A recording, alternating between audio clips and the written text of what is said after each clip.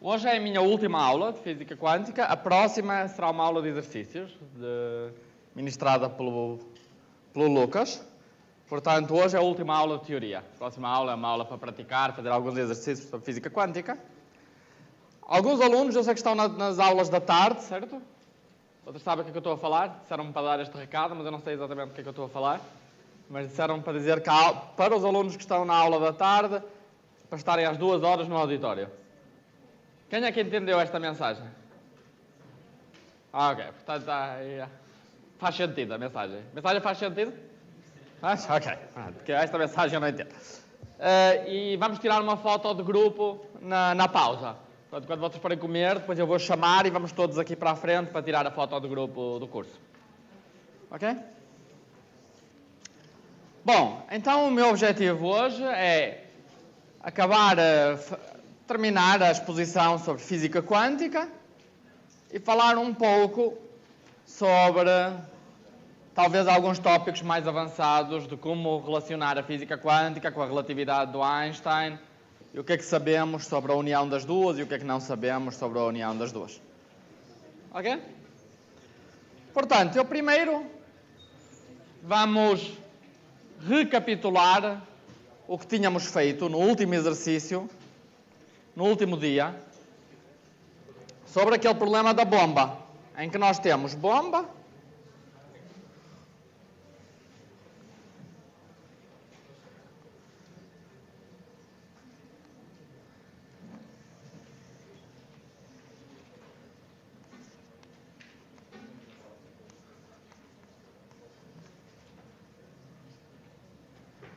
que é uma caixa que tem uma membrana. Se algo bate na membrana, tínhamos a membrana, e entra um fóton, gama, se tem membrana, explode.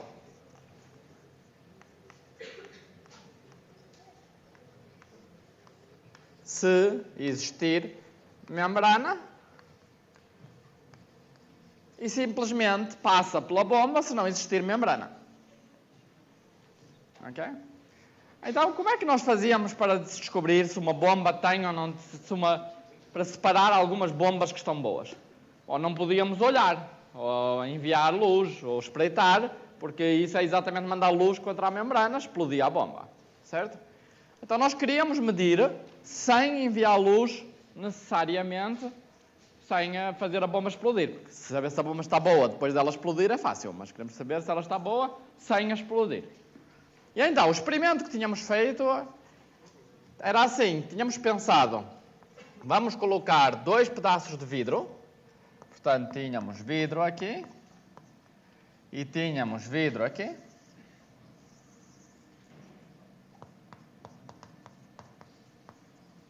E este é um vidro de tipo 50%, isto é, 50% passa, 50% não passa. Quando eu chamo vidro, é um material que reflete 50% e não reflete 50%.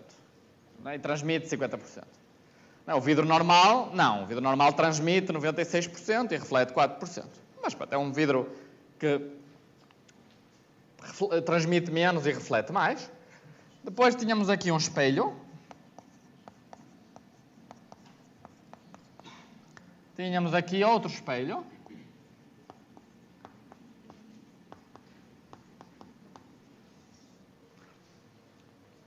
E depois enviávamos luz,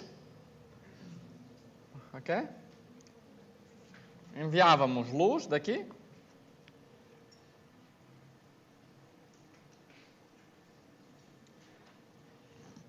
Aqui tínhamos um emissor. E aqui tínhamos 2 receptores. Um receptor A. E aqui,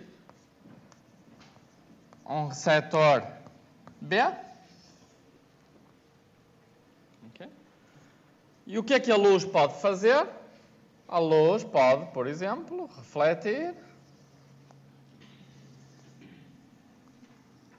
Esta é uma possibilidade. Outra possibilidade é simplesmente passar E, portanto, para chegar até B tem estas duas possibilidades. E para chegar até A também tem duas possibilidades. Vamos chamar este caminho. Vamos chamar 1.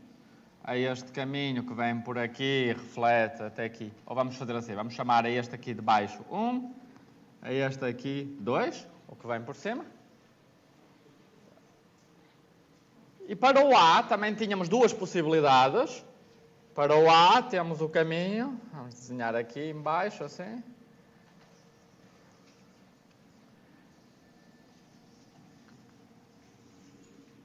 Vamos chamar a este caminho 3. E finalmente tínhamos a possibilidade de vir aqui por cima, bater, refletir, e este caminho é o 4.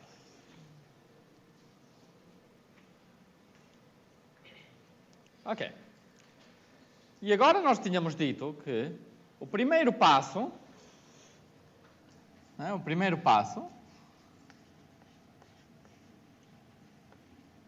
é calibrar o nosso experimento, calibrar para 0% de fótons chegarem a B. Isto é, fazer de forma que mexer aqui nos vidros e no espelho, no que vocês quiserem, pode ser no espelho, no vidro, basta mover um pouquinho, até estar num ponto em que a seta 1 aponta numa dada direção e a seta 2 aponta na direção oposta. Nesse caso, a soma das duas setas, né, a soma das duas, dá 0. Dá uma seta de tamanho 0, nem dá para desenhar. Quando isso acontece, em B, aqui no A, tem de ser ao contrário. No A tenho a seta do caminho 3, tenho a seta do caminho 4 e o total dá uma seta grande com tamanho 1. E aqui então a probabilidade em A é igual a 1. Vamos recapitular como é que nós chegávamos a este valor de 1 aqui, certinho, 1. É importante ser 1, não ser 1/2. Vamos recapitular como é que isso acontecia. Ora, a seta vem por aqui e quando passa, vamos dizer esta seta branca aqui, ela aqui, depois de passar, ela está a apontar numa dada direção, não sei qual, e aqui, depois de passar, a seta está a apontar numa dada direção, não sei qual. Mas qual o tamanho destas setas aqui, logo depois delas passarem pelo vidro? A probabilidade é 1/2. O tamanho ao quadrado é 1/2. Ou seja, o tamanho desta seta é raiz de 1/2. Ou 1 sobre raiz de 2. Certo? Que é para a probabilidade de passar ser 1/2 quando eu faço ao quadrado. E esta seta também tem tamanho raiz de 1/2.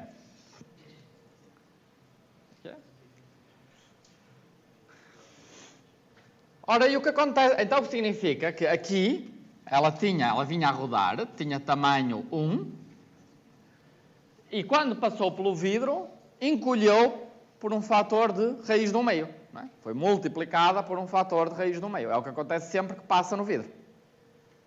Então, quando passa no segundo vidro, ela é multiplicada por outro fator de raiz de 1/2. Certo? Raiz de 1/2 vezes raiz de 1/2, quanto é que dá?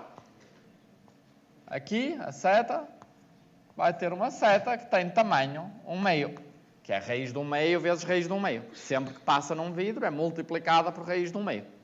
Ela já tinha tamanho raiz de 1/2, vezes raiz de 1/2, dá 1. Dá 1/2. Não é? Raiz de 1/2 vezes raiz de 1/2, dá 1/2. Concorda? Aqui a seta de baixo igual, ela vinha com tamanho raiz de 1/2, passou de novo, então ela chega aqui, tem tamanho 1/2. Ok, e 1/2 mais 1/2 dá 1. Então está certo. Aqui, ela 1/2 funciona. Aqui, elas também têm tamanho 1/2. Se eu quiser pôr o tamanho, também tem tamanho 1/2, mas cancelam, portanto dá 0. Não importa o tamanho que tem ali. Ok? Agora, reparem, é interessante ver que se eu pegar no meu experimento, um experimento mais simples, era apenas pôr um detector aqui e um detector aqui. Era muito mais simples. Certo? E funciona, de facto. Se eu puser um detector aqui e um detector aqui, a probabilidade de chegar aqui é 1/2 e a probabilidade de chegar aqui é 1/2. 1/2 mais 1/2 dá 1. Certo?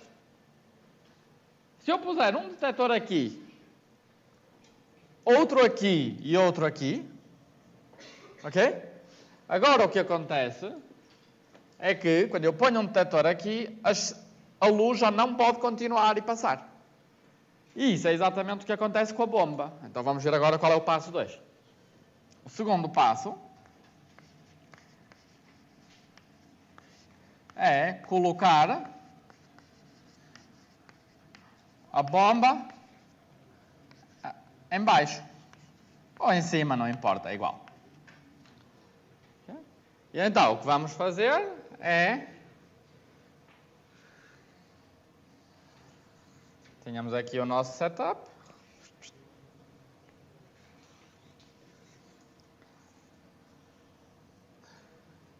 Certo? Tínhamos aqui os espelhos. E vamos colocar aqui a bomba. Que pode ou não ter uma membrana ali. Ora, o que acontece? Se não tem membrana, ou seja, se está bom, se a bomba estiver ruim, se não tem membrana,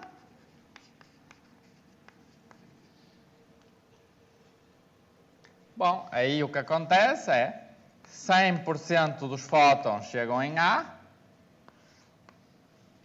0% chegam em B e 0% explode. A bomba não está boa, não explode.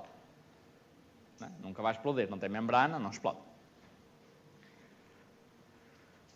Mas o que acontece se tem membrana?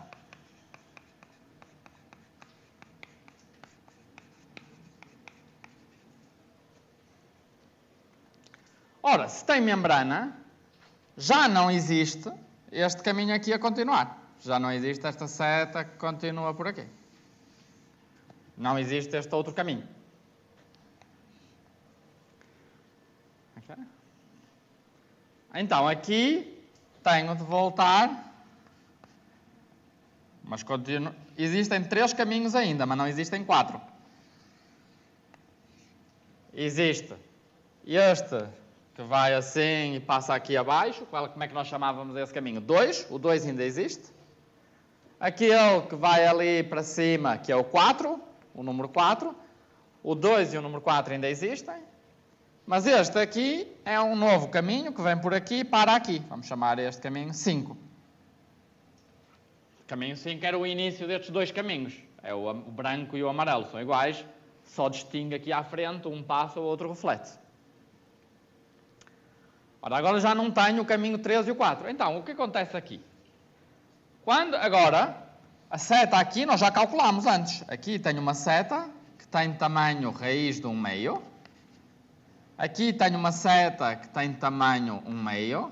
E aqui tenho uma seta que tem tamanho 1/2. Era o que tínhamos feito antes a conta. Repara que a soma do tamanho aos quadrados ainda dá 1.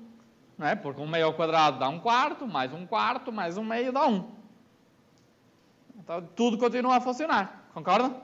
Este ao quadrado, mais este ao quadrado, mais este ao quadrado, dá 1. Está bom, as probabilidades continuam a somar para 1, como antes também dava, 100% mais 0%. Mas agora há 3 possibilidades. Quais são as possibilidades?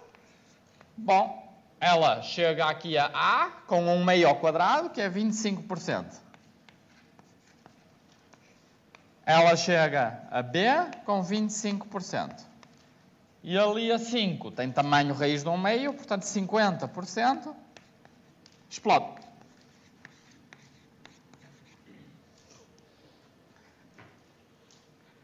Ok? Quando explode é triste. Pronto, explodiu a bomba, fiquei sem bomba. Aí não posso fazer nada, ok, fiquei sem bomba. O que é interessante é quando chega a B. Okay? Quando chega a B é quando a gente fica contente.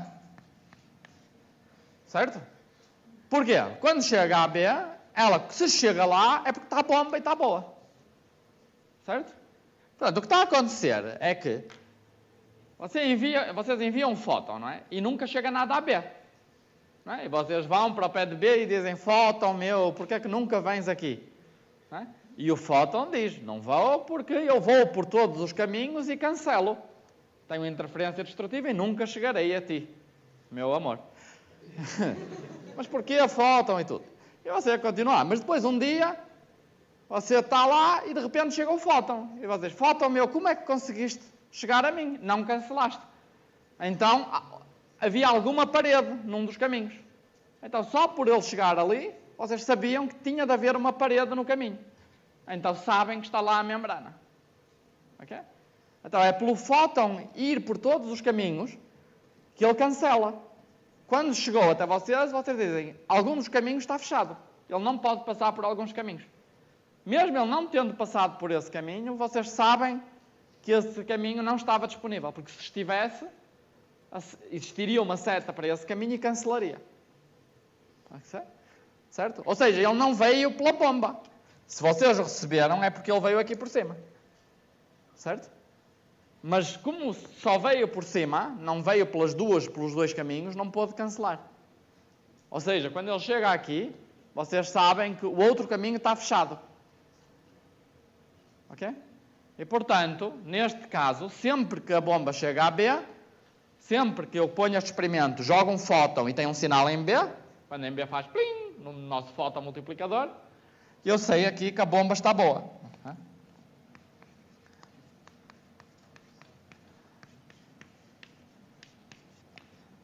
Então vamos ver o que acontece. Nós tínhamos dito no início, não sei se se lembram, na última vez, que tínhamos 100 mil bombas, certo? 100 mil bombas,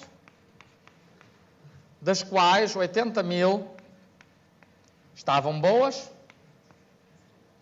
e 20 mil estavam ruins. Concordam? Era isso que tínhamos dito.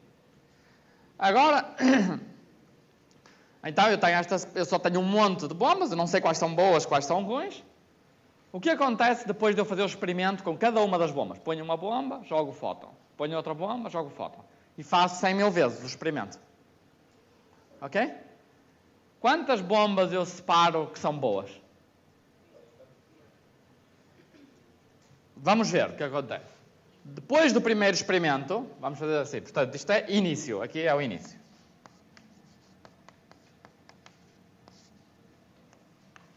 Que números é que eu tenho? Quero saber aqui, depois do experimento.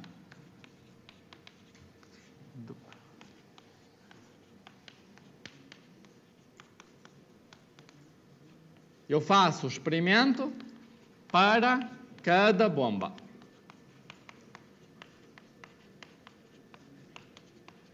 Depois do experimento para cada bomba, o que acontece? Quantas bombas eu vou ter, no fim? Quantas explodem? Quantas são? 40 mil. Ora bem, portanto, no experimento, 40 mil explode. Certo? Quantas toca em B? Quanto é? Quantas vezes B toca? Plim, plim. Quantas vezes? 20 mil. Certo?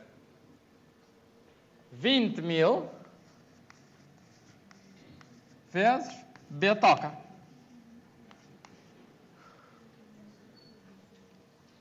Quantas vezes A toca?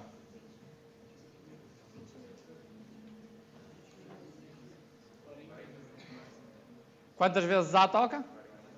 40 mil.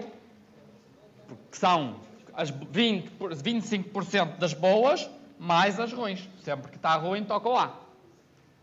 Então, o A toca 20 mil mais 20 mil. Estas são as que estão ruins, toca sempre. E estas aqui ainda estão boas, toca o A.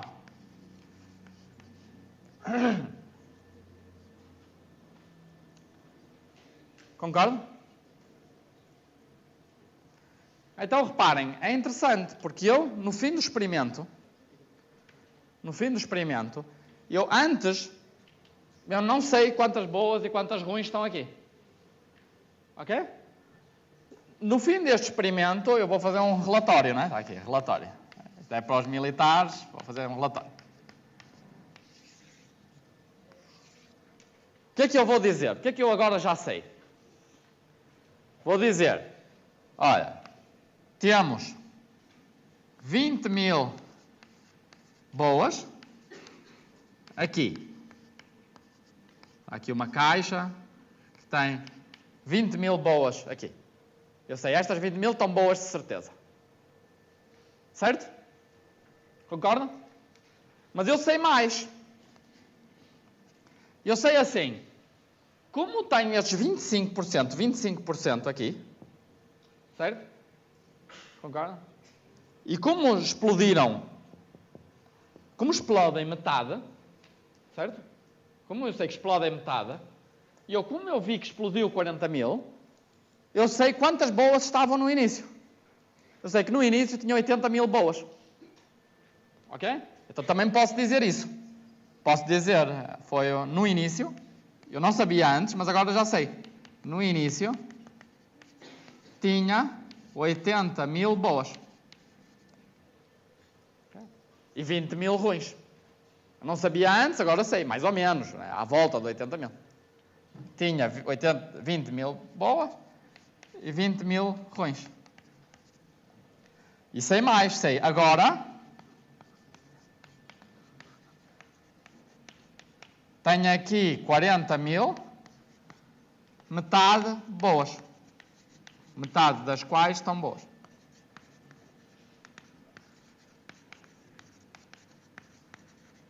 Certo? Tenho outra caixa diferente. Esta caixa não é igual a esta, é outra caixa diferente. Tem as restantes quando toquem A. Pode ser, está aqui as outras, estas não sei. Metade estão boas, metade estão ruins. Ok? Então, depois do experimento é isso. Eu digo, estas 20 mil estão boas. E tenho aqui 40 mil, em que metade estão boas, mais ou menos, mas eu não sei quais são. Não é? Porque essas são as quando o A tocou. Mas sei que são metade, sei que metade estão boas. Ok?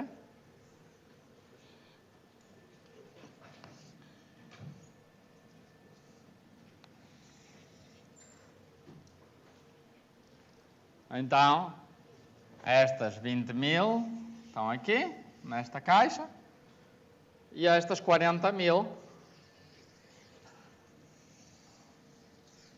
estão aqui nesta caixa, que eu separei. E assim acabou o meu experimento. Eu tenho aqui duas caixas, uma com 20 mil bombas que estão boas, de certeza, e uma caixa com 40 mil bombas que metade estão boas. Ok? É melhor do que no início. No início tinha 100 mil bombas, não sabia quais estão boas ou não. Agora já posso levar estas 20 mil, que estão boas de certeza. Ok? Agora, eu podia fazer melhor. O que é que eu poderia fazer para tentar fazer melhor do que isto? Separei 20 mil que estão boas de certeza. Mas não podem dizer quem teve no último dia. Na última vez. Não pode. O que é que eu posso fazer? Exatamente. O que eu posso fazer é, bom, mas se tenho aqui umas que eu ainda não sei, posso repetir de novo. Certo? Então vamos ver o que acontece.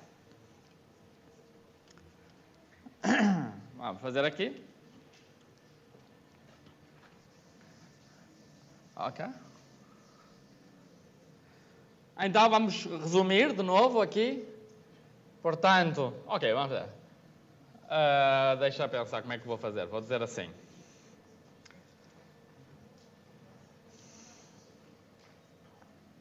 Portanto, ok. Tenho total boas e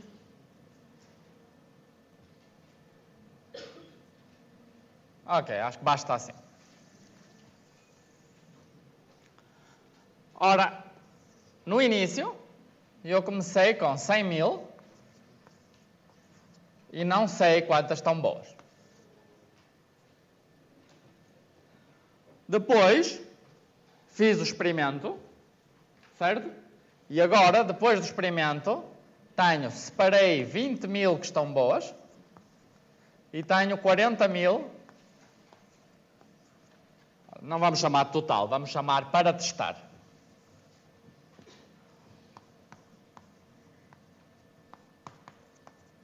Ok? No início tenho 100 mil para testar, não sei quantas são boas. Depois já separei 20 mil boas e tenho 40 mil para testar. Certo? O que acontece agora se eu testar com estas 40 mil? Ok? Quantas explodem? Vamos fazer 40 mil, temos 40 mil, que sabemos que é 20 mil mais 20 mil. Ora, estas 20 mil que estão ruins, nós sabemos o que vai acontecer. É 100% vai dar A e é só A. Acontece sempre A. Então já sabemos que 20 mil vezes, pelo menos, vai tocar A, porque a bomba não está boa. E destas 20 mil, quantas explodem? 10, metade. Então temos 10 mil explode. Quantas tocam em A? 5. Como 30 mil?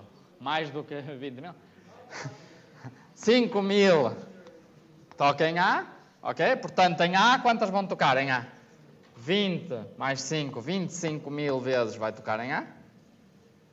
Certo? E, mais interessante para nós, como sempre, 5 mil toca em B. Ok? Então, que valor é que eu tenho aqui agora? Depois do experimento. Quantas boas eu tenho agora? 25 mil. Passei de 20 mil para 25 mil. E quantas tenho para testar agora, da próxima vez? Quantas? 25 mil. Tenho estas 20 mil, mais estas 5. 25 mil. Ok? E agora o meu relatório, se eu fizesse um relatório, de novo, eu diria, estão aqui 25 mil boas. Está aqui uma caixa com 25 mil que está bom. E está aqui outra caixa com 25 mil, das quais só 5 mil estão boas. Ok? Porque as outras 20 mil não estão, de certeza. Então eu aqui sei que são 5, tem 5 mil boas e o resto ruim. 20 mil ruim. O que é que eu faço? Repito de novo. Ok? Que número é que eu ponho aqui e aqui? Vamos ver. Portanto, mais uma vez, das boas, quantas é que eu consigo selecionar? Quantas explodem das boas? Metade. 2.500 explodem. Quantas eu seleciono? 1.250. Ou seja, aqui eu vou ficar 2.600. Não. 250. Certo? É mais um quarto deste valor. Certo? E quantas eu tenho aqui agora? Metade explode, essas acabou, e é mais uma vez, é este mesmo valor de novo, certo? Acrescento 2.600.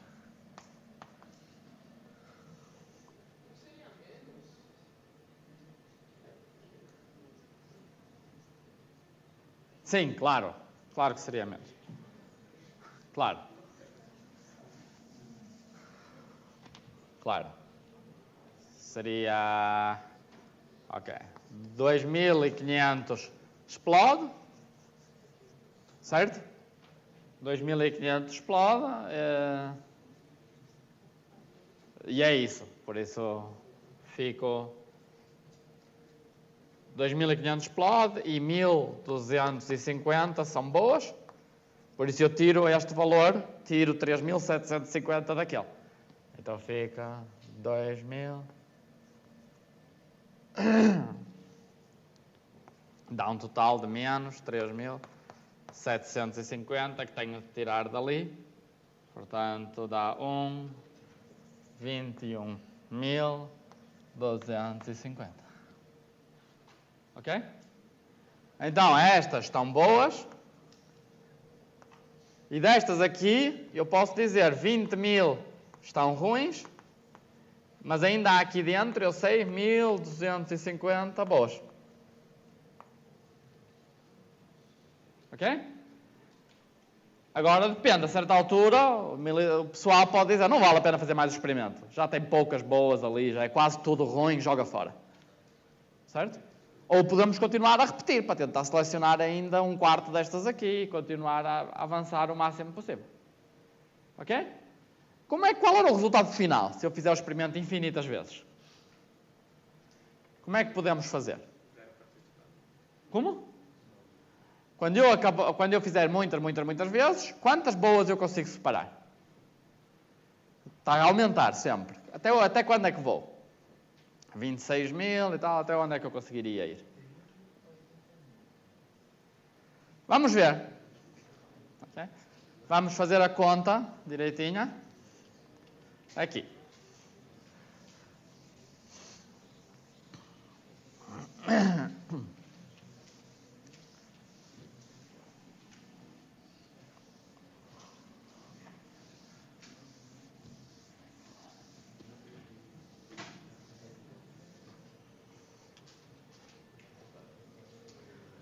Ok? Eu tenho x, que é igual a 80.000. Certo? E quantas bombas eu consigo selecionar? Bom, da primeira vez, selecionei 1/4 de x. Foi o primeiro. Certo? 1/4 de x.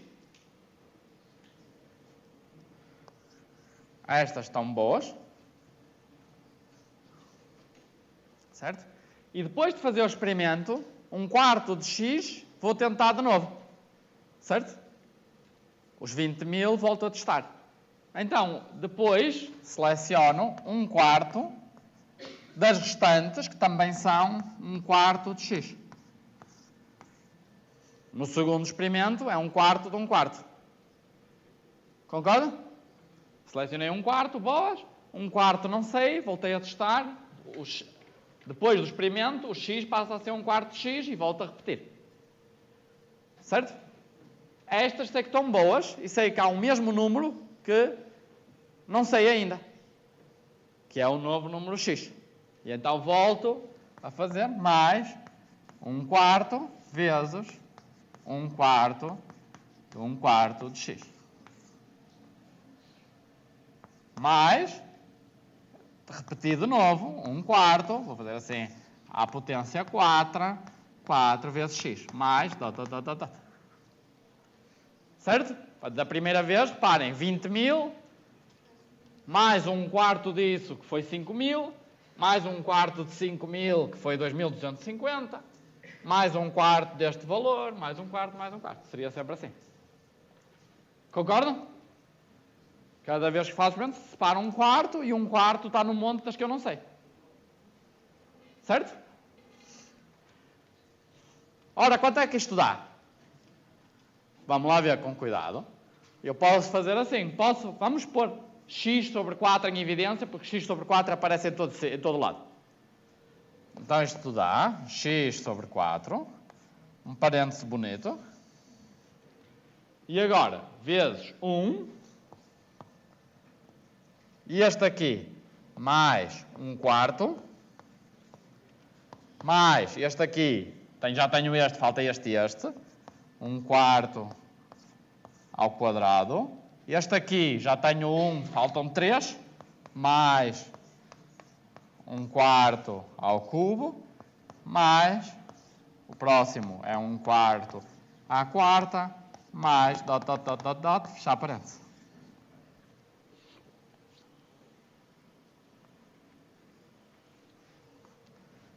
Ok? Aqui até vou pôr assim para ficar mais bonito. Ok? Ora, quanto é que dá esta conta? Ora, foi exatamente a conta que tínhamos feito da outra vez.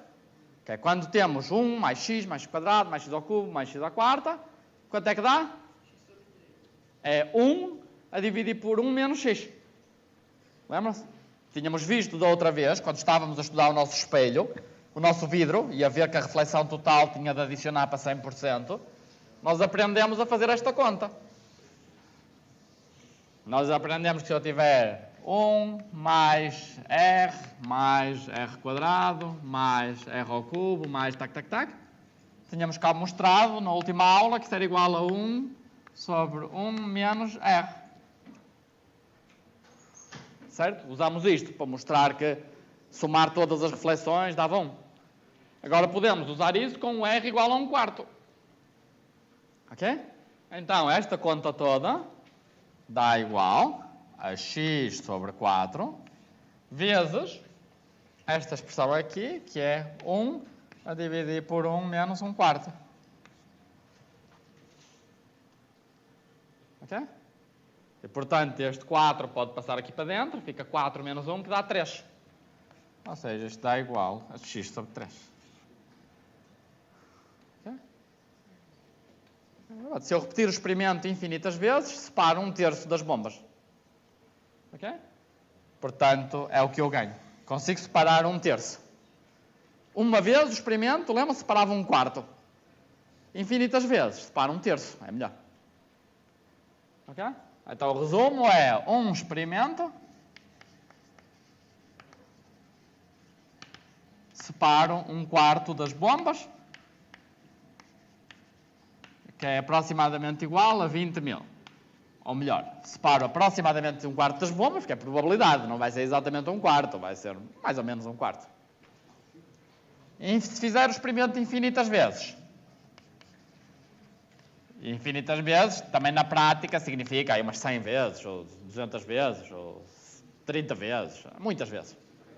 É 1/3 das bombas, quanto é que dá 1/3 de 80.000? Pode alguém calcular? 1/3 de 80.000? É 8 a dividir por 3, dá. Deve ser isso.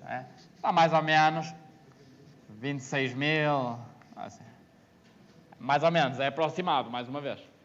Então já não estamos muito longe de chegar ao máximo, né? Já estávamos ali em 26.250.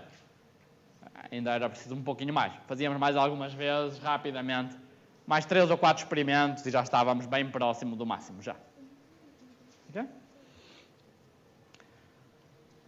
Então esse seria o nosso melhor relatório. Quer dizer, no máximo consigo separar 26.000, mais ou menos. Claro, não é? Agora depende, aí vou ter de fazer o experimento muitos dias e tudo. Então há um equilíbrio. Será que vale a pena fazer muitas vezes? Ou melhor fazer só uma vez e separo 20.000 e já acabou? Pronto, aí já é uma questão de engenharia. Na realidade, eu vou só dizer, mas não vou mostrar. Vou dizer que com mais espelhos,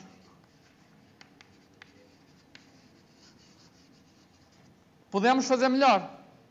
Eu posso pegar em mais espelhos e imaginar uma experiência em que a interferência é mais complicada. Em vez de ter 2 caminhos, posso ter vários caminhos que estão a interferir uns com os outros. Então vocês podem perguntar, é possível fazer um experimento que separa mais do que 1/4 das bombas logo da primeira vez? Em vez de separar 1/4, separa mais? E se eu fizer várias vezes, consigo fazer muito melhor do que 1/3? É uma questão de brincar, pensar com muitos espelhos e tudo mais. Então, com muitos espelhos, dá para fazer muito melhor. Na realidade, se vocês tiverem um número arbitrário de espelhos para brincar, e vidros e tudo, dá para selecionar quase todas as bombas boas. Ou seja, em vez de selecionar 1/3 das bombas, podem selecionar tipo 95% das boas. Muito melhor. Okay? Este é o experimento mais simples. É o que eu disse que literalmente vocês podem fazer no laboratório, na escola. Este experimento. Agora, com um experimento com mais espelhos e muitas knobs e assim, dá para fazer muito melhor. Ok?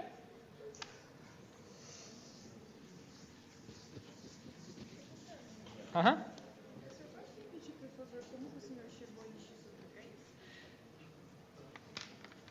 Só calculei o produto destas duas frações. como é que o 4 anda aqui para baixo? Fica 4 vezes 1, 4. 4 vezes 1 quarto, 1. 4 menos 1, 3. Ok? Ou se quiserem, podem calcular. 1 menos 1 quarto, 3 quartos. 4 passa para cima, 4 cancela com o 4, ficam 3.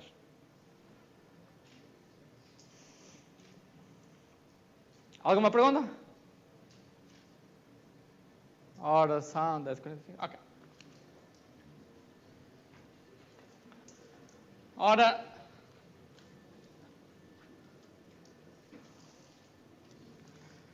deixem-me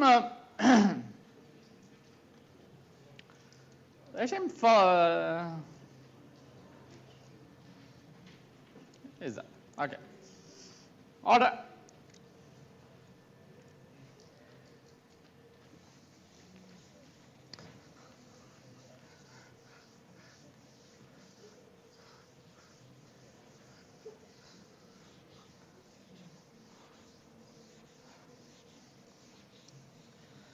vamos falar um pouquinho agora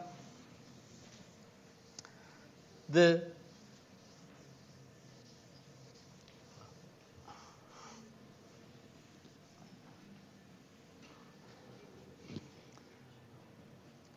mais do que uma partícula.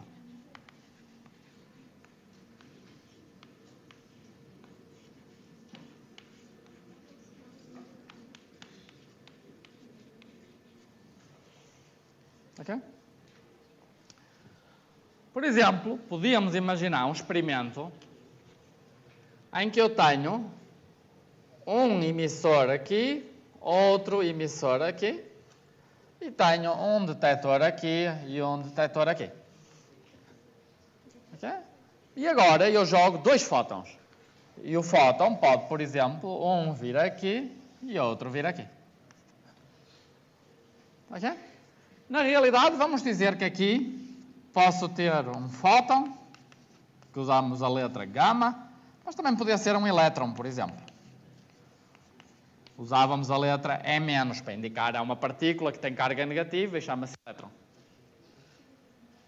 Okay? Podia ser um fóton ou podia ser um elétron. Ou um próton, certo? O próton eu diria um P e um mais para indicar que tem carga positiva. Ok. Ora, qual seria a regra para ver o que acontece aqui em A? Ora, agora a regra é assim.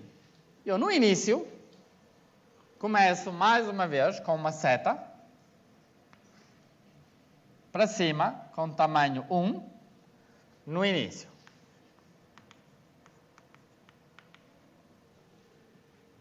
Essa é a seta para a minha configuração inicial, que representa 2 partículas a saírem do meu detector. Ok? Reparem, eu estou a dizer uma seta, não 2 setas, uma só. Essa seta o que significa é que se eu colocar aqui 2 detectores, um depois do primeiro emissor e o outro depois do segundo, eles vão tocar os 2. Tem uma probabilidade 100% de eles tocarem. Então no início eu sei o que acontece. Depois a regra é, cada trajetória ela faz a seta rodar. Então a seta roda um dado número de vezes devido ao caminho 1.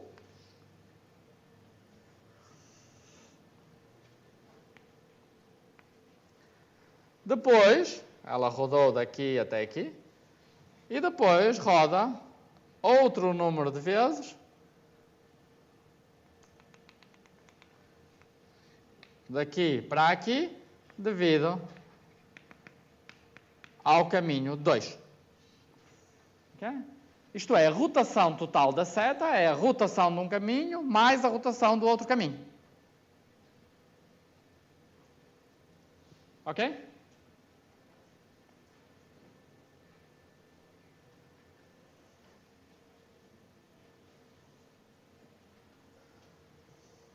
Ela estava aqui, rodou várias vezes e acabou aqui.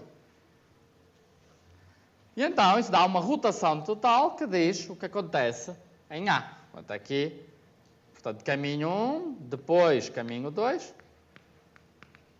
ou ao mesmo tempo, posso pôr as rotações ao mesmo tempo, mas no fim roda mais, porque tem estas duas possibilidades. E aí vai dar a probabilidade de ter dos dois chegarem a A.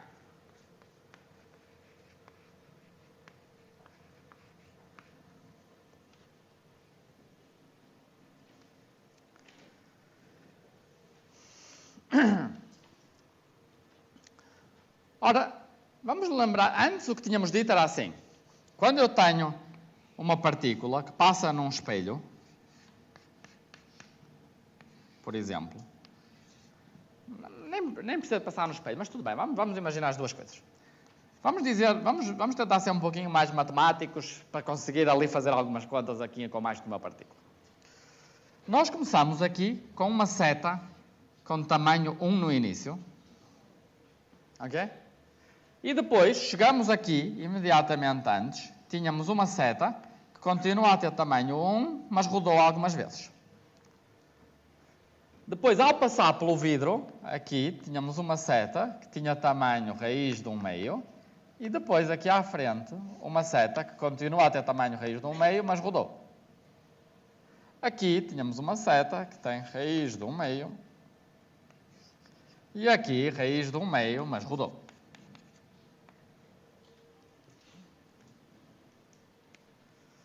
Ok? Então, reparem, o que é que eu estou a dizer assim? Estou a dizer assim, roda mais,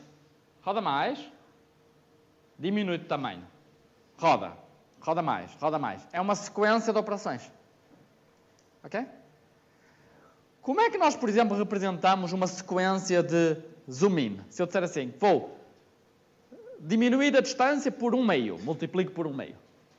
Reduz o que está por 1/2, multiplica por 1/2 de novo. Reduz por 1/2, multiplica por 1/2. Então é um conjunto de multiplicações, se eu quiser descrever uma ação várias vezes, que vai acontecendo uma vez, depois da outra, depois da outra. Concorda? Se eu disser aumento por 7 vezes, 3 vezes, faço vezes 7, vezes 7, vezes 7. Ok? Então, multiplicação, podemos pensar que na multiplicação por números como dilatações. Multiplicar várias vezes é como dilatar várias vezes. Fazer uma operação num segmento, que pega num segmento, multiplica por 7. E depois multiplica por 7 de novo. Então, podemos imaginar multiplicar por 7 várias vezes, como fazer essa operação de dilatar por um fator de 7 várias vezes. Ok? E multiplicar por 1/4 várias vezes, como ali é, cada vez que há 1/4, vezes 1/4, vezes 1/4, é uma operação várias vezes. A operação tirar 1/4 das bombas. 1/4 das bombas é uma operação. 1/4. Tirar 1/4 é multiplicar por 1/4. Fazer várias vezes é multiplicar por 1/4 várias vezes. Ok? Então, ir fazendo uma operação e repetindo a operação é ir multiplicando mais vezes. Tudo bem com os números inteiros e a multiplicação? Agora, daqui para aqui houve uma operação também. Então, eu gostava de pensar daqui para aqui como uma multiplicação.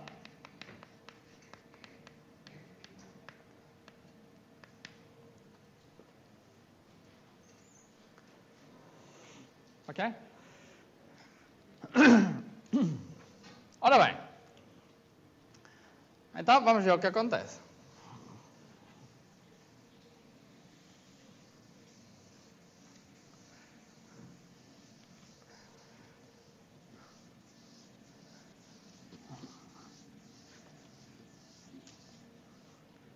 Vamos imaginar que eu tenho espelhos, assim, e a luz vai, tem espelhos e tudo mais, e passa aqui por vários espelhos.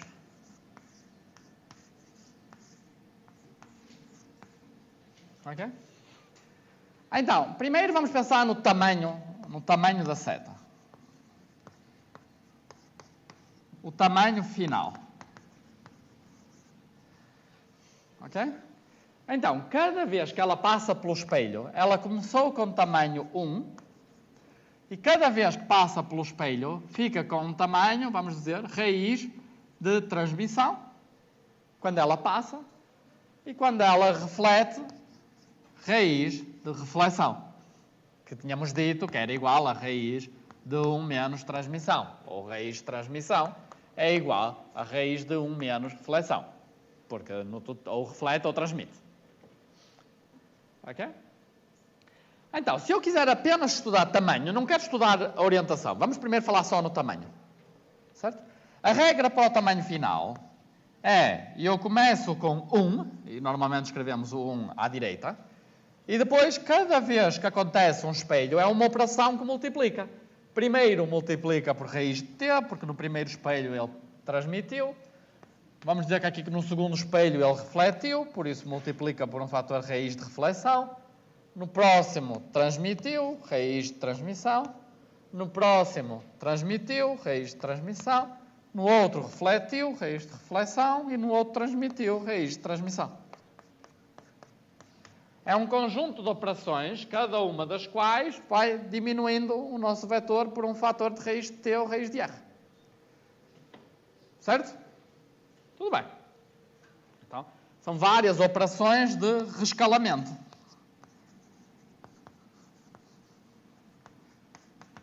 Certo? De zoom, de rescalar. Tudo bem, mas isso dá o tamanho da seta. Certo? Além disso, também temos a rotação da seta. Então, se eu disser que ela, de A, B, C, eu posso dizer que a rotação da seta, de A até C, é igual à rotação, eu digo à seta, roda, vamos pôr assim, a rotação de A até C, vamos ler da direita para a esquerda, como aqui lemos do 1 até o final. A rotação do A para o C, rodou primeiro do A até o B, e seja o que rodou, roda o resto do B até ao C. Primeiro roda 40 graus, depois roda mais 30 graus, isso é igual a rodar 70 graus. Ok? Ora, que números é que nós sabemos que quando multiplicamos dois números... Agora, então, nós temos uma nova regra para multiplicação. Se eu pensar na seta, quero pensar na minha seta como um número, e quero pensar que eu comecei com o número inicial 1, vamos chamar o nosso número inicial, vamos desenhar uma seta, vou desenhá-la neste caso horizontal.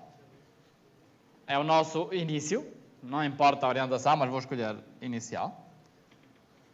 Ok? 1 é ali, é no A. No B, a seta vai estar algures, vai estar assim inclinada aqui. Ok?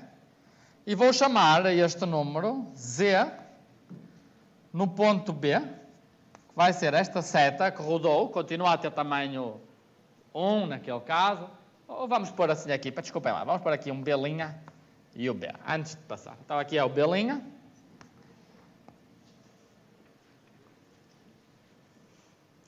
rodou um pouco, e vamos dizer que o Z, ali no B, seria uma seta que rodou mais um pouco, está aqui, e esta seria a seta no B.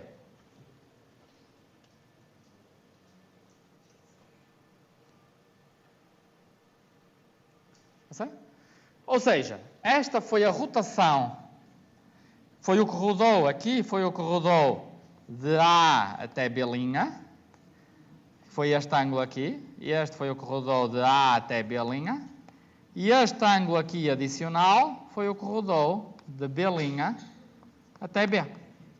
E o ângulo total é o que rodou do A até o B.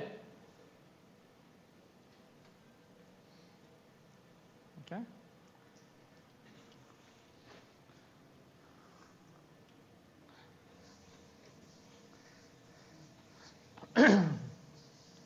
Então, reparem, se o número tivesse começado em B' e não em B, se eu pensar que B' seria o meu novo início, certo? Então, eu vou pensar no meu B' como 1 para a direita, Nesse caso, o B, o que é que seria no B? No B, ele roda este ângulo B' aqui. Então, eu só copio esta figura aqui e represento este ângulo, em que este é o ângulo de B' até B. Certo? E este ângulo aqui, vamos desenhar a cores para ser diferente, e este ângulo é igual a este ângulo. Só copiei este pedaço. É quanto é que ele aumenta em relação a esta direção. Aqui aumenta este ângulo aqui. Sim.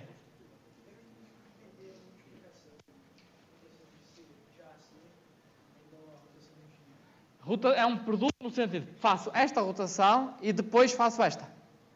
Nesse sentido. Eu rodo e depois rodo mais. Pensar como operação. Ok? Uhum. Como é que multiplicamos as rotações? É a pergunta, é isso? Porque é uma operação e depois outra. É como pensar, eu rodo 30 graus, depois rodo 20 graus, é igual a rodar 50 graus, mas é uma operação depois da outra. Uma soma dos ângulos. Mas enquanto operações, eu faço uma operação e depois faço outra operação. Ok? Não confundir os ângulos com as operações ser uma a seguir à outra. Ora, então o que é que eu quero aqui? Para isto funcionar como multiplicação, eu quero aqui dizer assim, quero ter aqui o número 1, temos aqui vários números, temos o número 1 é esta seta, o número ZB' é esta, e o número ZB é esta. Ok? E aqui, temos esta seta aqui, que podemos chamar esta seta o número Z, B', B, começando em B'. É quanto é que roda de B' até B. Ok? E esta seta aqui, vamos pôr aqui mais letras. Vamos dizer que esta é a seta do B, do A até o B, e esta do A até o B'. Ou seja, do A e esta aqui é o Z do A até o A. Começa no A e acaba no A, dá 1. Depois roda até B', ou se rodar até B, roda mais. Certo?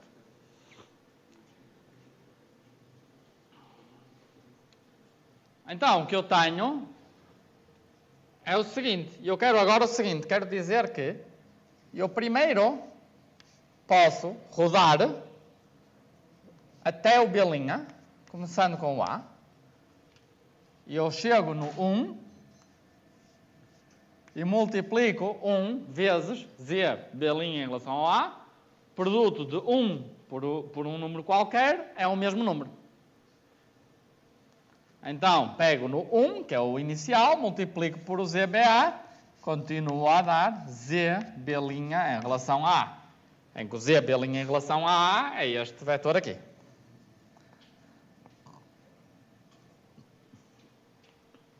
E depois, quero dizer, se eu quero rodar mais, multiplica por um Z, que faz a restante rotação do B' até o B, que é este vetor aqui. Ok? Esta vai ser a regra de multiplicação das setas.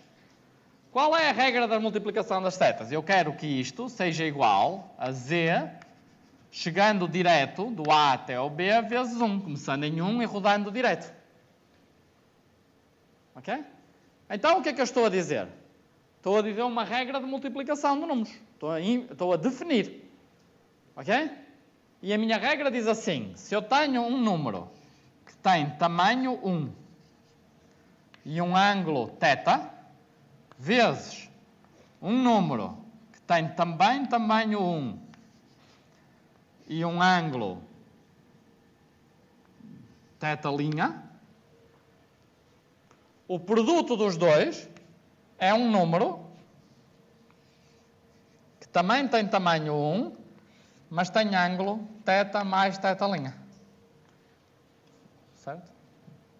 Ou seja, eu rodo primeiro um e depois rodo o outro. Esta é a definição, ponho 3 tracinhos para dizer a definição do meu produto. Eu vou definir números como setas, e a regra de multiplicação das setas é, se eu tiver duas setas, multiplico pondo um ângulo e depois o outro ângulo.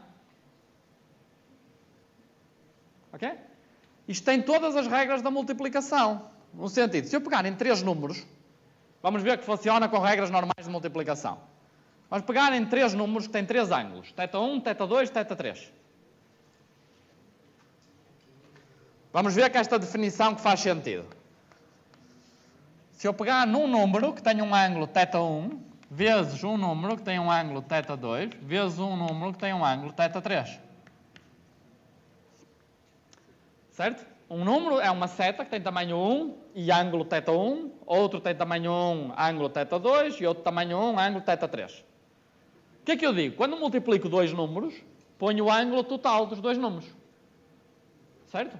Mas então o que é que eu posso fazer? Posso dizer que isto é igual a z de θ1 vezes, e agora faço estes dois primeiro, e dá um z com ângulo θ2 mais θ3. Certo? E agora posso acrescentar este e dizer que dá um z θ1 mais θ2 mais θ3. Certo? E isso foi a fazer primeiro estes dois. E se eu fizesse primeiro estes dois? Dava igual. Porque dava primeiro θ1, θ2 e depois a seguir somava θ3. Davam a mesma coisa. Certo? Então foi bom, é uma boa definição de produto. Eu posso pôr um parênteses assim, ou podia ter posto um parênteses aqui e feito primeiro a outra conta e dava igual. Ok? Portanto, é uma boa definição. Ok? É que eu não posso definir o que me apetece. Eu não posso dizer, por exemplo, que o ângulo do produto é a soma dos ângulos ao quadrado. Isso é uma definição, mas aí não é associativo. Aí eu não posso escolher qual é que faço primeiro, porque dá totalmente diferente. Se eu definir a minha regra de multiplicação dos dois números como pega nos dois ângulos, soma e põe o ângulo ao quadrado, tudo bem, é uma definição. Dado dois números, obtenho um terceiro número. Ou seja, como regra, funciona. Mas não é um produto. Não é um produto associativo. Não, porque fazer θ1 mais θ2 ao quadrado e depois somar outro número ao quadrado não é igual a fazer este procedimento com os outros dois números primeiro. Certo? Portanto, tem de ser uma regra com cuidado. Porquê é que esta regra funciona como produto? Porque é uma sequência de operações. É mesmo uma operação. É uma operação que, em vez de ser rescalar, é rodar. Então é como quando nós rodamos no Google Maps, não é? Podemos ampliar, ampliar, ampliar, ou rodar, rodar, rodar, e é uma sequência. Certo? Então tem de funcionar como regra de multiplicação, porque é uma sequência, é o que se chama um grupo em matemática. Ok? Então aqui nós temos então o seguinte, temos que rodar setas é multiplicar setas nesta maneira, em que pensamos no número como sendo uma seta que tem um ângulo, e multiplicar é acrescentar o ângulo. Ok? Ora, vocês sabem que números é que quando multiplicamos o ângulo acrescenta? São números complexos. Na realidade, se eu pensar nisto como um número, a ideia é que isto é o que se chama um número complexo. Okay? Se não ouviram falar, estou a dizer o que são. São números que têm duas propriedades. Estes números têm um tamanho, vamos chamar R, e depois escrevem-se assim, R é levantado aí θ. θ é o ângulo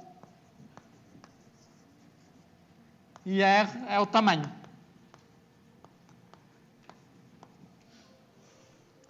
Viram esta notação? Ou nunca viram escrito desta forma? Quem já viu números complexos? E quem já viu os números escritos desta forma assim? Normalmente não vêm exatamente assim. Vêm tipo A mais BI, por exemplo. Isso é dizer quanto é que vai para a esquerda, quanto é que vai para cima. É a mesma coisa dizer o tamanho e o ângulo têm a mesma informação. Se eu disser quanto vai para a esquerda, quanto vai para cima, é um vetor. Esse vetor posso descrevê-lo com o tamanho e o ângulo. Ok? E esta é a notação que normalmente em física teórica se usa. E então o que nós estamos a dizer é que quando eu tenho um número de tamanho 1, o que eu estou a dizer com o número de tamanho 1, em equações, o que eu estou a dizer aqui é que E levantado a I θ vezes E levantado a I θ' é igual a levantada I θ mais θ'. É quando eles têm tamanho 1, R igual a 1, é só exponencial, e é o produto dos exponenciais, é exponencial da soma. Ok? E isso nós sabemos, certo? Produto exponencial é exponencial da soma. Ok? Então agora, nós vemos que podemos descrever, na realidade, podemos descrever todas as operações que estão aqui como multiplicações. Eu posso pensar que começo com um número complexo inicial e sempre que vou andando, quando estou a rodar, multiplico por um número que descreve uma rotação. E quando estou a passar por um espelho, multiplico por um número que representa um rescalamento ou uma compressão. Ok? Então, a regra mais geral de multiplicação é assim. Se eu tiver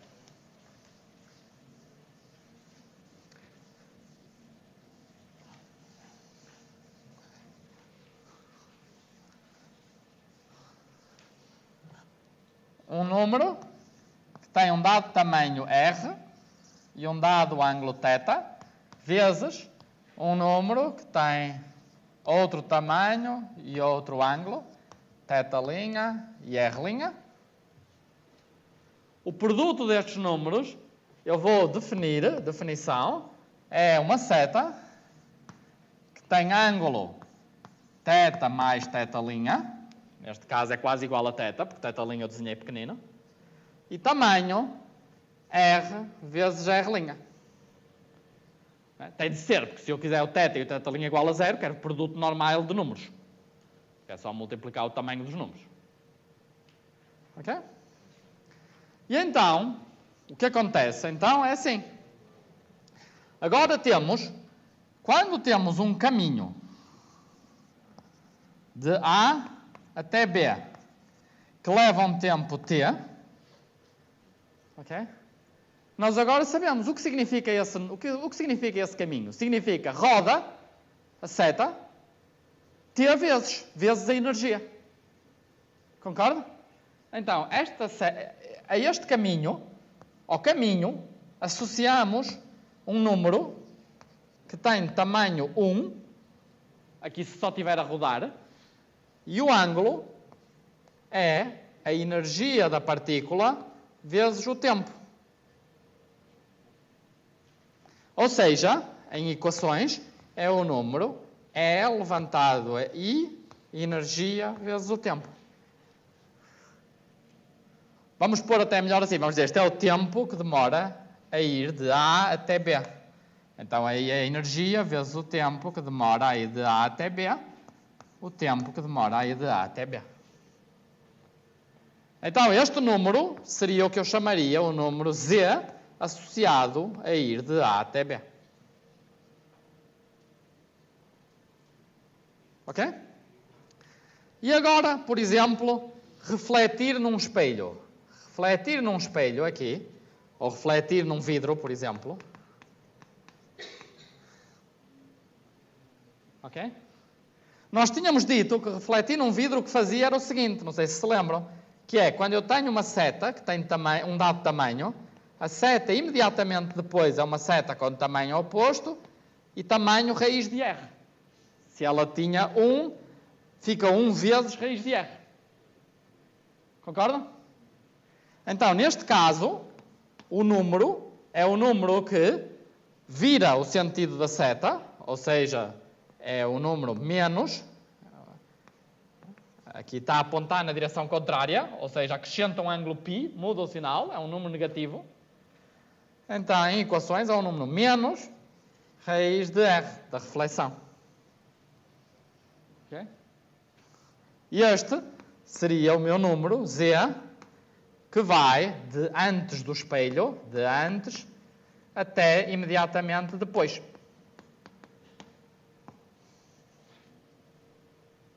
Ok? E se eu tiver o vidro e ele entra direitinho, então tenho aqui antes e tenho aqui depois. tenho aqui ar e tenho aqui vidro. Aí tínhamos dito que se tem tamanho 1, continua a ter a mesma direção, mas raiz de 1 menos R. Certo? Ou seja, o que é que faz ao número? Não muda o sentido do número, apenas rescala o número. Ou seja, esta operação eu defino como uma seta 1 com tamanho raiz de 1 menos R. Ou seja, é o número raiz de 1 menos R, sem nenhum ângulo. Ok? Estão a ver? Então, o que é aqui a minha seta final aqui? Z final. Ora, este Z final é o que começo no 1 e vou multiplicando um conjunto de operações. Primeiro, roda do A até o B. Do A até o B vai ser uma fase que diz quantas vezes roda. Do A até o B. Depois, passa pelo espelho. Então, vai ter vezes um Z de transmissão, que é este fator aqui. Certo? Ou talvez eu tenha escrito aqui, é este aqui. Eu comecei a ler deste sentido. Depois, propaga do B até o C. Roda do B até o C. Z do B até o C. E depois, reflete, etc. E é um conjunto de operações. Porque eu rodo, rescalo. Rodo mais, rescalo. Reflito, rescalo. Rodo, rescalo. E é um conjunto de operações.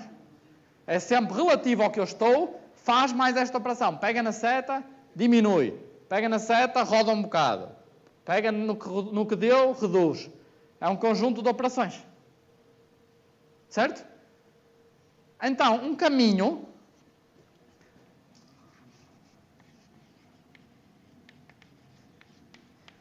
é igual a um produto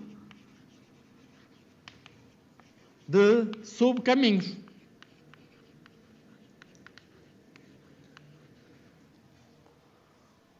Porque é I, é um conjunto de operações. Aí eu vou daqui para aqui, I para aqui, I para aqui, I para aqui, I para aqui.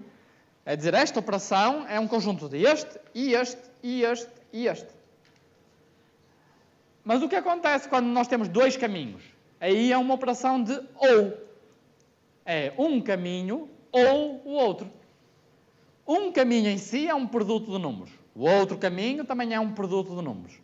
Mas aí é uma coisa ou outra. E aí, em vez de multiplicar, somamos os dois. Ok? Então, o que nós temos é um caminho é igual a um produto de subcaminhos. É um número Z do caminho 1. Outro caminho é igual a mais um produto de subcaminhos. E é um número Z2. E o total é a soma dos dois. O total é a soma dos dois, Z1 mais Z2, que é a soma das setas como nós aprendemos nos números complexos. Quando se soma os dois números complexos, apenas coloco a seta total, é a soma, se isto for Z1, se isto for Z2, e este é o número, Z1 mais Z2. Que é somar exatamente as setas. Ok? Ora, isto tudo então isto tudo para explicar então o que é que nós temos. Temos que física quântica é uma regra para estes números complexos. É uma regra que diz como é que estes números complexos se comportam. A física quântica diz, por exemplo, que vocês devem pegar num número complexo, se ela tem uma energia E, roda esse número complexo durante um tempo T. Ok? E esse número complexo é o que se chama a função de onda. Tem um nome, se já leram livros de divulgação, chama-se função de onda. Ou amplitude de probabilidade. Porquê? Porque o número complexo ao quadrado, o tamanho dele, é a probabilidade. Então o número complexo é quase a probabilidade, é a amplitude de probabilidade. Se eu pegar no número e fizer o tamanho ao quadrado, dá a probabilidade. Ok? E então, o que a física quântica dá é umas equações que descrevem qual as regras para estes números complexos. Que são as regras que eu descrevi em figuras e com regras com as mãos, mas existem equações que descrevem exatamente o que eu descrevi. A equação que descreve esta rotação da seta e tudo mais é o que se chama a equação de Schrödinger. É a mesma coisa. Que nós estudamos sem saber como é que se chama, com figuras e só a rodar a seta, mas tem um nome, é a equação de Schrödinger. Então, a equação de Schrödinger descreve a rotação desse número complexo. Okay? Alguém já viu a equação de Schrödinger? Quem é que me pode dizer como é que é a equação de Schrödinger? O que é que eu escrevo aqui? Alguém se lembra? Sem ver no celular. Alguém se lembra? Se alguém se lembrar, eu posso escrever.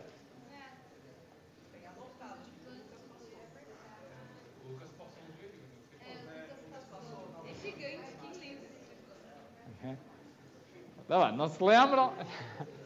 Eu posso escrever um pouquinho. A equação de Schrödinger é algo assim. Tenho uma função de onda, psi. Psi é a nossa seta, que era o nosso número z, mas o pessoal usa psi, em vez de z.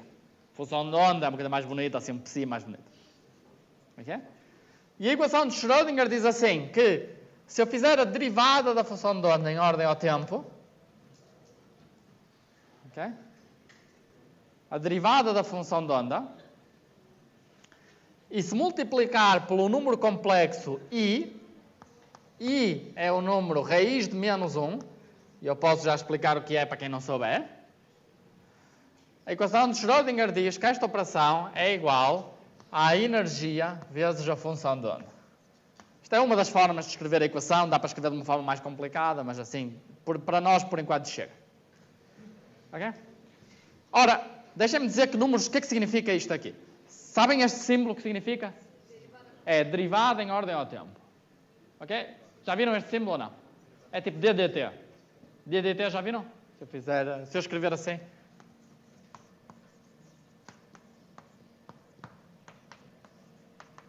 Assim é mais fácil? Esta operação é derivada em ordem ao tempo. Ou então posso escrever assim. I, psi' igual a E, psi. Isto é igual a isto, igual a aquilo. Ok? Tudo bem? Sabem o que é derivada? Sim? Quem não sabe o que é derivada? Ok. Então... Ok. Tá bom. Deixem-me só então explicar um pouquinho o que é a derivada.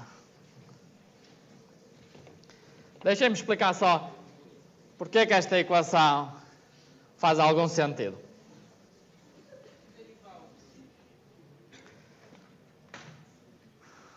Derivada, esta operação aqui significa assim. Pega na seta, num tempo t mais uma quantidade infinitesimal, vamos chamar epsilon. A epsilon é 0, 0 mais, é uma quantidade infinitesimal. Pega na seta, um tempo epsilon depois. Tem um tempo t, anda um epsilonzinho. Ok? E subtrai a seta em t. Ora, isto vai dar 0, né? Porque tem a seta um infinitésimo depois é igual, certo? Então vai dar quase 0, vai dar muito pequeno, certo? Que é a seta e a seta tipo 1 nanosegundo depois, dá quase igual. Certo? Dá muito, muito pequeno, dá proporcional a este epsilon aqui. Se o epsilon for 10 levantado a menos 20, isto vai dar tipo um número proporcional a 10 levantado a menos 20. Concordam? Ou seja, se quiser a taxa de variação, para obter algo finito, divide por epsilon. Okay? Isso é a derivada. É quanto por epsilon, num epsilon muito pequenino, qual é a taxa de variação da minha seta. Ok? E qual é a taxa de variação? Vamos desenhar. Está aqui a minha seta, psi, e eu estou a dizer que, passado um pouquinho, a seta roda e está aqui. Concordam? Certo? Ou seja, aqui tem a minha função psi e aqui tem a minha função psi em t mais epsilon. E aqui a minha função psi em t. Okay? Qual é a diferença entre os dois?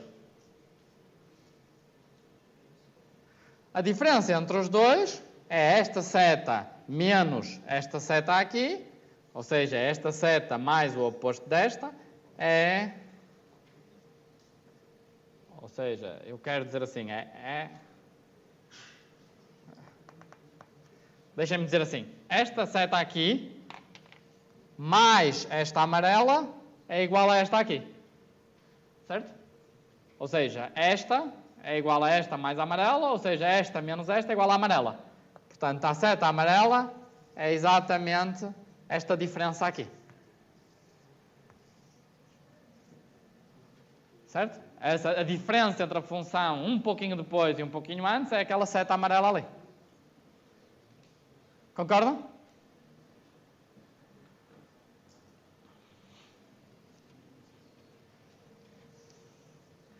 Ok.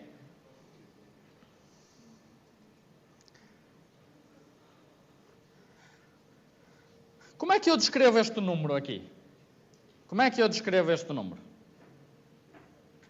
Ora, este número, se esta função aqui tem tamanho 1, ok? Quanto tamanho tem este aqui? Ora, eu sei este ângulo aqui. Este ângulo aqui, quanto é? Quanto é este ângulo aqui? Lembram-se, a seta roda com a energia. Ou seja, este ângulo é bem pequeno, é a energia vezes epsilon. A epsilon é muito pequeno. Ok? Então, quanto é que é este tamanho desta seta amarela aqui?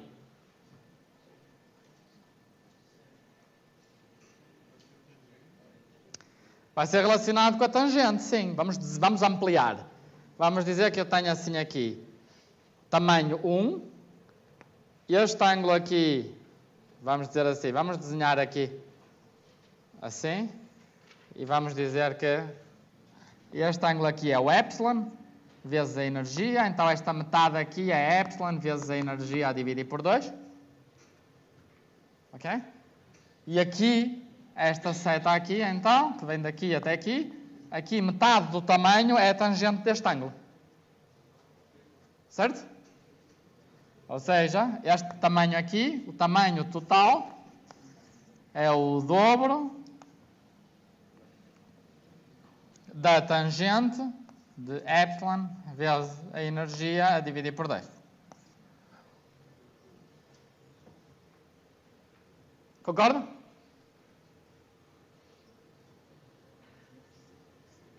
Ora, o que acontece? Qual é o desenho da tangente? Alguém se lembra?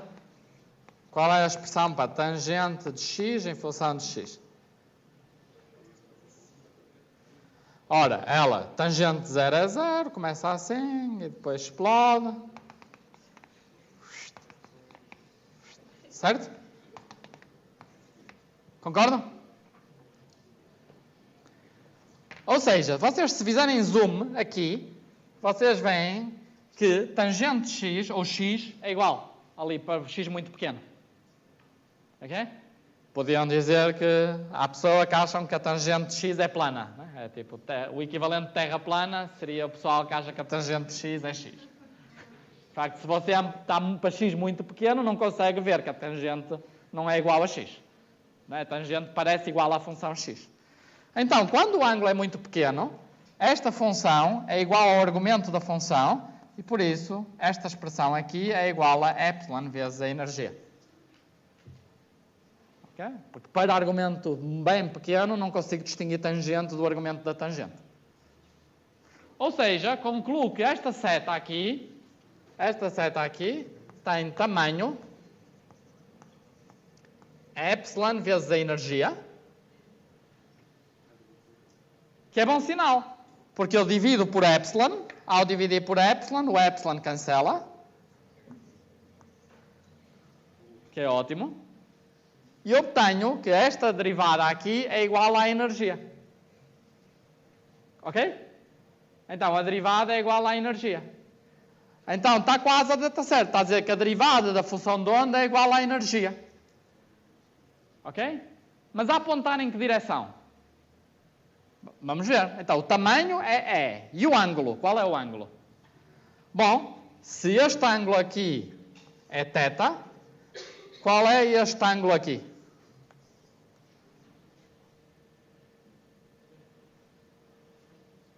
Qual é o ângulo desta seta aqui? Reparem, esta seta é perpendicular a esta. Certo? Ou seja, se eu continuar, aqui é 90 graus. Ou seja, quanto é que é esta seta? É θ mais 90 graus. Concordam? Ou seja, esta derivada é igual à minha função de onda, psi, porque psi dá o sentido, tem o sentido nesta direção, mas eu quero rodar 90 graus. Certo? Quero rodar 90 graus. Quero multiplicar por um número que roda 90 graus. Que número roda 90 graus? Vezes um z que roda 90 graus. Este tem tamanho 1, eu rodo 90 graus e a seguir multiplico pela energia. Assim tenho um número que tem tamanho E e o sentido certo. Este número tem tamanho 1 e este sentido. Rodei por 90 graus, agora tenho o sentido certo. E multipliquei pela energia para obter o tamanho energia.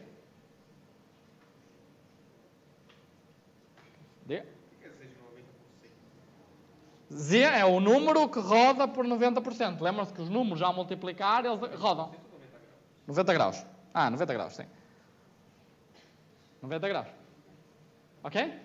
Ora, que número roda por 90 graus? Nós tínhamos dito que cada número roda por esse ângulo aí. Certo? Acrescento os ângulos. Então, que número é que eu quero que roda por 90 graus? Quero o número que está para cima. Certo? Quero este número aqui é o número que está para cima, que tem aqui 90 graus. Se o número, e lembram-se que o número assim é o número 1. O número para cima é o número i, é o número complexo i.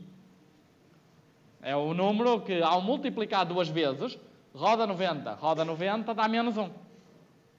Então, é um número que tem a propriedade que, ao multiplicar duas vezes, dá menos 1.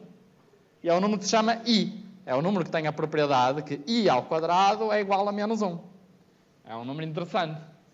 Não é? Que ao quadrado dá um número negativo.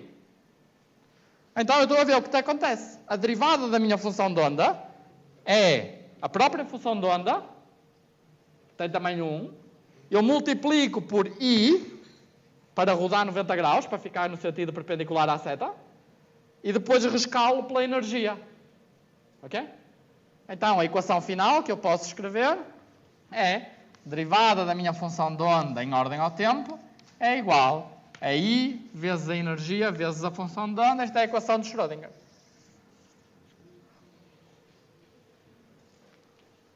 Ok? Portanto, esta equação descreve em fórmulas o que nós estamos andando a fazer. Da rotação das setas com o seu sentido. Sim? Qual a diferença dessa derivada para uma derivada parcial? Aqui é uma derivada parcial, mas se eu só pensar no tempo, não importa se é parcial ou se é total. É porque eu enganei. Aqui faltava menos. Ok? I ao quadrado é menos 1. Se multiplicar esta equação por I, passa de uma equação para a outra. Ok?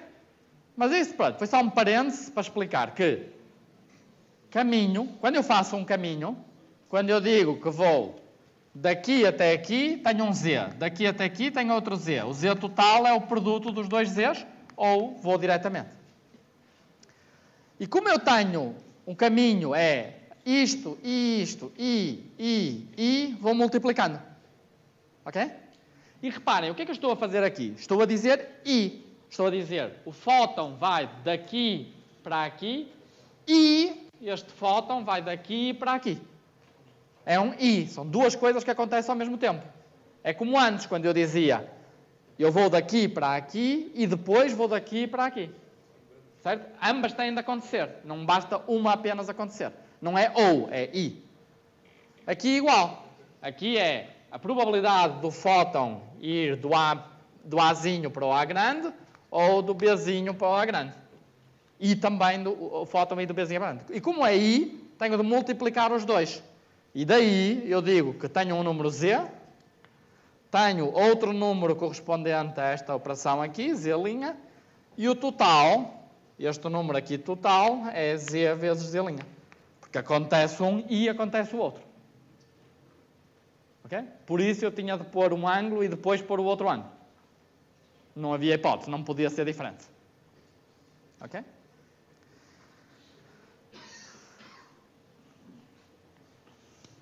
Ok, tudo bem. Então, vamos só pensar um pouquinho. O que eu agora quero fazer é o seguinte. Eu tenho esta possibilidade. O A pode ir para aqui, o B pode ir para aqui, mas pode haver outra possibilidade. Pode haver a possibilidade, por exemplo, do A ir para aqui e o B vir para aqui. Ou o A ir para cima e o B ir para cima. E tenho todas estas possibilidades que eu posso estudar. E posso estudar qual é a diferença se são fótons ou se são elétrons. Ok? Então o que vamos fazer depois da pausa é começar a analisar o que acontece com estas partículas quando tenho mais do que uma partícula que podem interagir entre elas.